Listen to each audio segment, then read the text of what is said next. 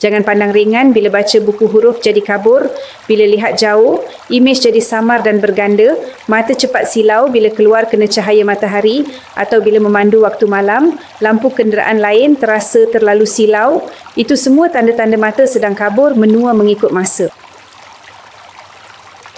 Soalan yang sangat baik. Saya tahu ramai orang bimbang perkara ini. Berita baiknya ia benar-benar berkesan. Lutein gummies ialah gula-gula mata pertama dengan formula inovatif gabungan lutein, zeaxanthin, vitamin A, C, E, omega 3 dan ekstrak beri biru. Produk ini telah diluluskan oleh FDA Amerika Syarikat dan kini menjadi antara produk paling laris di Amerika, Jepun dan Asia Tenggara.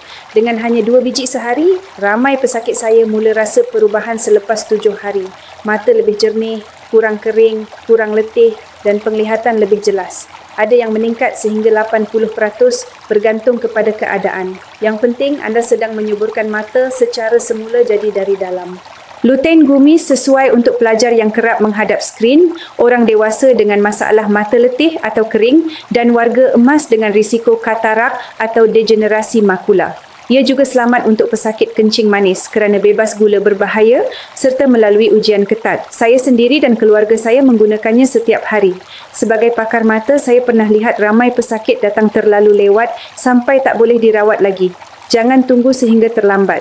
Bayangkan jika suatu hari anda hilang penglihatan, anda takkan dapat melihat senyuman orang tersayang, tak lagi bebas melakukan perkara mudah sekalipun dan kos pembedahan untuk pulihkan penglihatan sangat mahal.